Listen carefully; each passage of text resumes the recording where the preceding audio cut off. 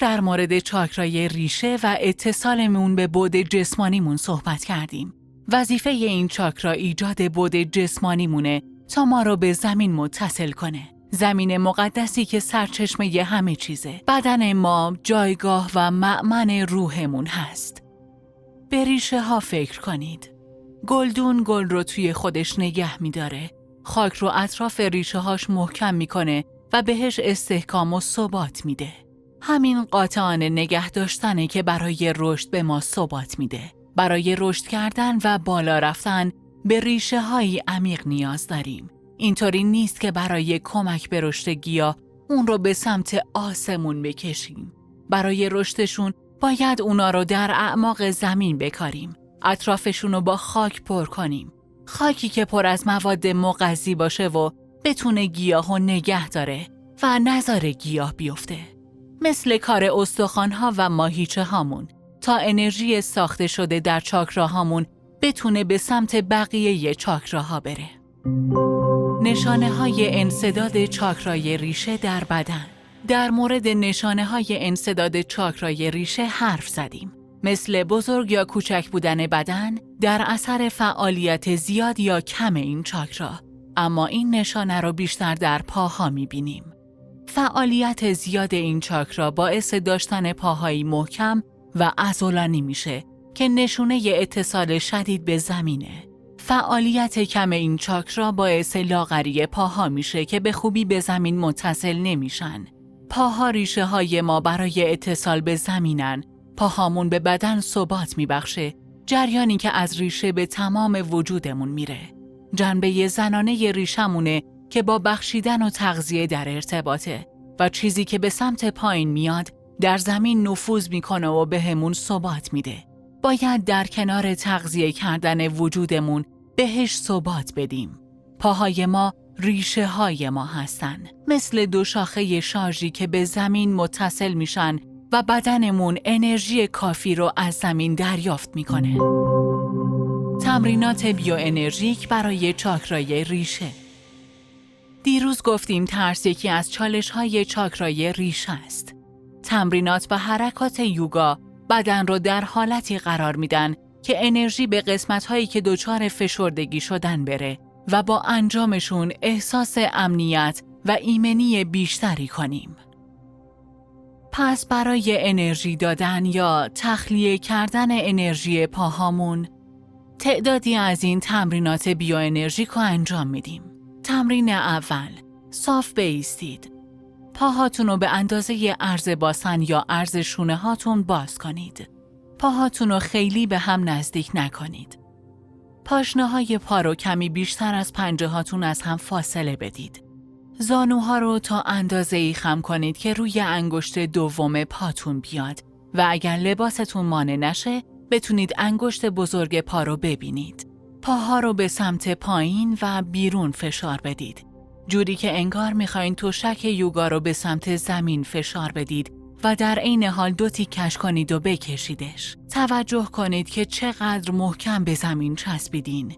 چقدر پاها و پایه بدنتون توی زمین محکم و ثابته. طوری که به سختی میشه شما رو از این حالت تکون داد. اتصال به زمین در حالت ایستاده. حالا برای انرژی گرفتن نفس بکشید و زانوهاتون رو کمی بیشتر خم کنید. شونه ها رو در راستای باسن نگه دارید و با بازدم مرکز پاهاتون رو به سمت پایین و بیرون فشار بدید. آروم زانوها رو صاف کنید و در زاویه 90 درجه نگه دارید. نباید کاملا صافشون کنید. با انجام دم زانوها رو مجدداً خم کنید. با یک بازدم عمیق روی زانوها خم بشید و پاها رو به زمین فشار بدین. وقتی با پاها زمین رو فشار میدید، اونا محکم میشن. اما توجه کنین که این حرکت آهسته انجام میشه. زانو در زاویه 90 درجه باشه و قفل نشه و دوباره دم انجام بدین و عقب و جلو برید. با انجام دم پاها رو خم کنید و به زمین فشار بیارید. اگه این کار رو درست انجام بدید، پاهاتون کمی لرزش پیدا میکنن. این یعنی ورود انرژی به بدن و بالا اومدنش، همون چیزی که میخواستین. انرژی رو با پاها از زمین میگیرید و به چاکرای اول میارید. اگه با این کار انرژی زیادی گرفتین، میتونید با پاهاتون مازاد این انرژی رو تخلیه کنید. میتونید دو درجا بزنید یا اینکه پاهاتون رو به زمین بکوبید تا انرژی تخلیه بشه.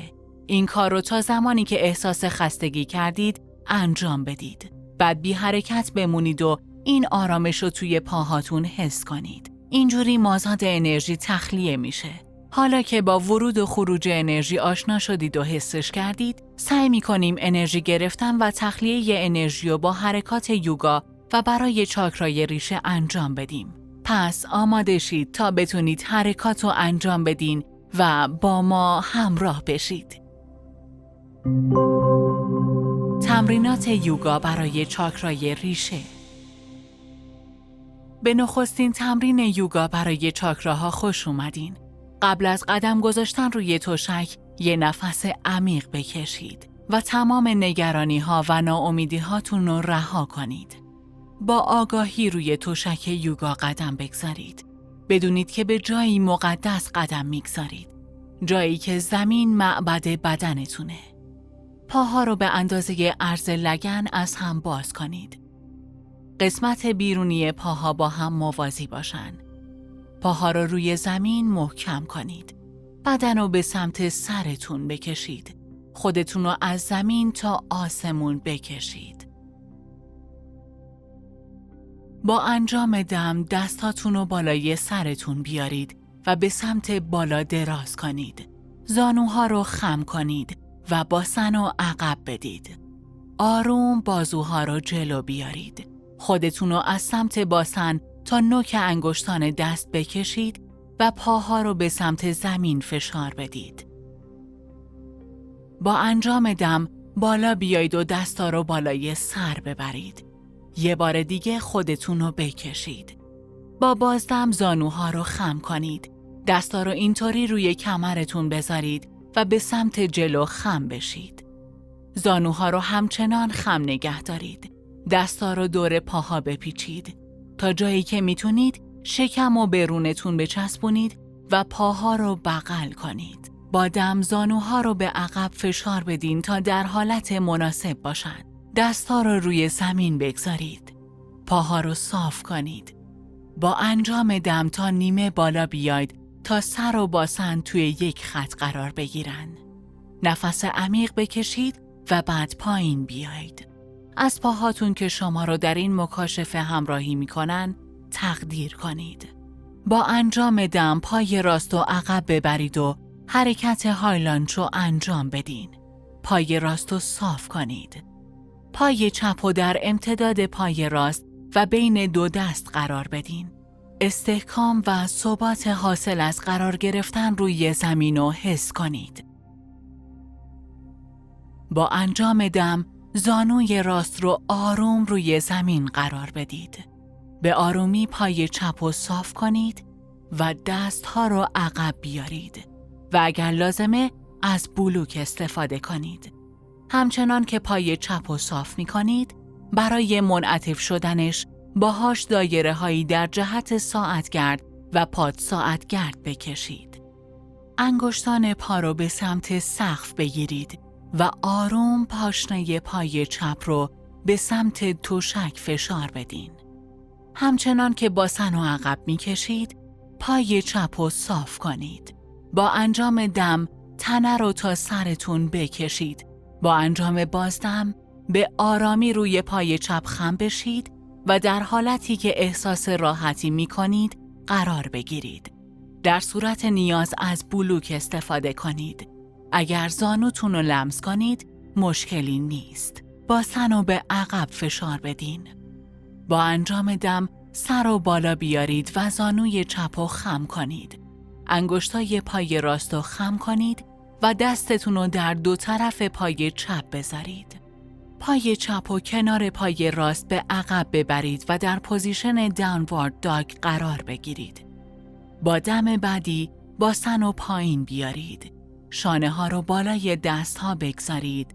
زانوها رو خم کنید. زانو، سینه و چونتون رو به تشک بچسبونید. باسن رو پایین بیارید و با بلند کردن بالاتنه در پوزیشن بیبی کبرا قرار بگیرید. سر رو بالا بیارید. پاها رو به هم بچسبونید و در بازدم بالا تنه رو پایین بیارید. انگشتان پا و دستها رو روی زمین قرار بدید و مجدداً این کار رو تکرار کنید. بدن رو بکشید و زانوها رو عقب و جلو ببرید و هر 4 قسمت تشک رو با دست و پا فشار بدید.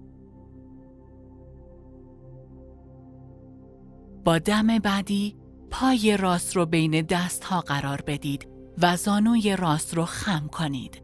زانو و پای چپ رو کاملاً روی زمین قرار بدید. دستها رو روی بلوک ها یا روی زمین بگذارید و آروم پای راست رو صاف کنید. برای منعطف شدنش باهاش در جهات ساعتگرد و پاد ساعتگرد دایره بکشید. در حالی که انگشتای پا به سمت سقف هستن و پا راحته، پاشنه پای راست رو به آرومی روی زمین فشار بدین. پای راست رو از باسن تا سرتون کش بیارید. دم رو انجام بدید و با انجام بازدم سر رو روی زانوی پای راست بگذارید تا در حالت راحتی قرار بگیرید. در همون حالت بمونید. نفس بکشید و بگذارید قفسه سینه‌تون برای دم و بازدم راحت جای کافی داشته باشه. در پایین ستون فقرات ریشه هاتون رو به سمت زمین بکشید. در دم بعدی سر و بالا بگیرید، زانوی راست رو خم کنید، پای چپ رو بلند کنید و کنار پای راست بیارید. به سمت جلو خم بشید و بذارید جاذبه ستون فقرات رو به سمت پایین بکشه. سر و گردن رو سنگین کنید تا پاها نگهتون دارن. این انحنا رو توی لگن حس کنید. مادامی که بلند میشین، آروم زانوها رو خم کنید. دستها رو بیارید جلو و توی حالت چیر پوز قرار بگیرید. شونه ها رو عقب بدین. سینه رو بالا ببرید.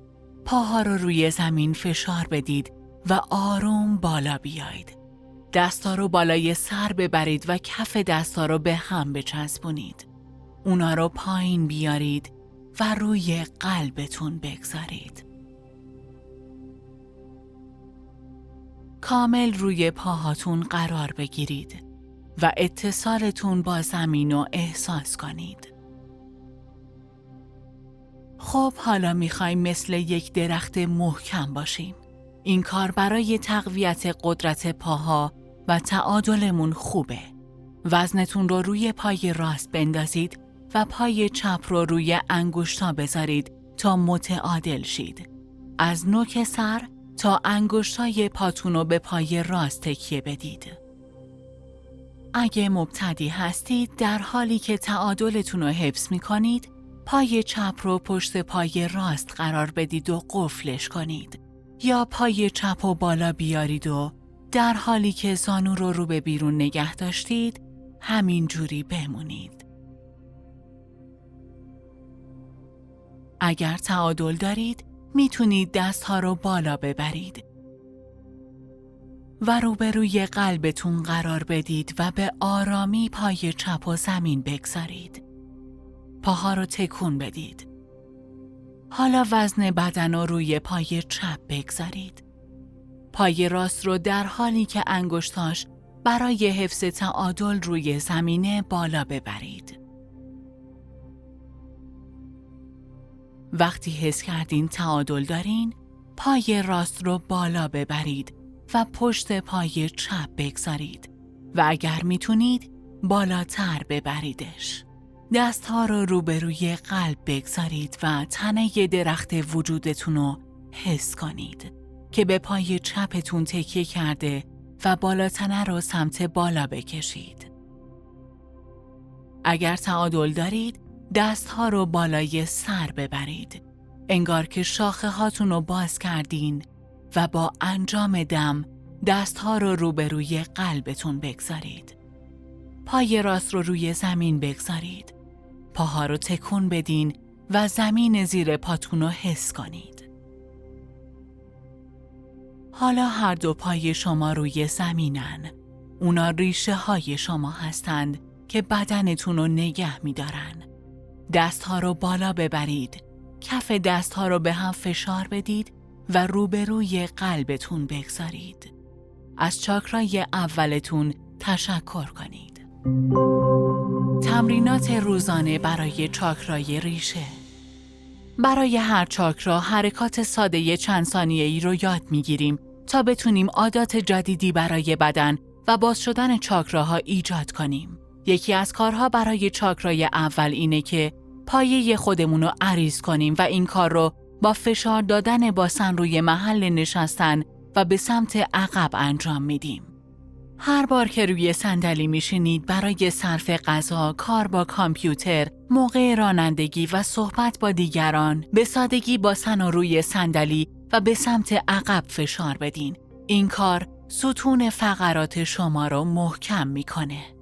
میتونید یک کار سرگرم کننده دیگه هم انجام بدید. روی صندلی یا زمین بالا و پایین بپرید و از طرفی به طرف دیگه حرکت کنید. این کار پایه ستون فقرات رو تحریک میکنه و مایه مغزی نخاعی رو به سمت بالا و پایین حرکت میده. اینجوری اولین چاکراتون رو به خاطر بسپارید. برای همین هر وقت چاکرای اولتون رو فراموش کردید فقط کافیه بشینید. تمرین امروز شما برای چاکرای ریشه. برای 24 ساعت آینده حرکات روزمره و بیوانرژیکو تمرین کنید. هر زمان به چاکراتون فکر کردید روی صندلی تکون بخورید یا بایستید و پاهاتون رو به پایین فشار بدید. سیستم عصبی رو شرطی کنید و اینطوری انرژی رو به چاکرای ریشه بیارید. کسایی که میخوان حد اکثر نتیجه رو از این دوره بگیرن حتما چالش ها رو در کتاب کار بررسی کنن. این آموزه ها رو با دوستاتون به اشتراک بگذارید و اونا رو تشویق به همراهی کنید. فردا چاکرای ریشه رو در حوزه روحمون ادامه میدیم و یاد میگیریم چطور روحمون رو پاکسازی و به جهان متصل کنیم.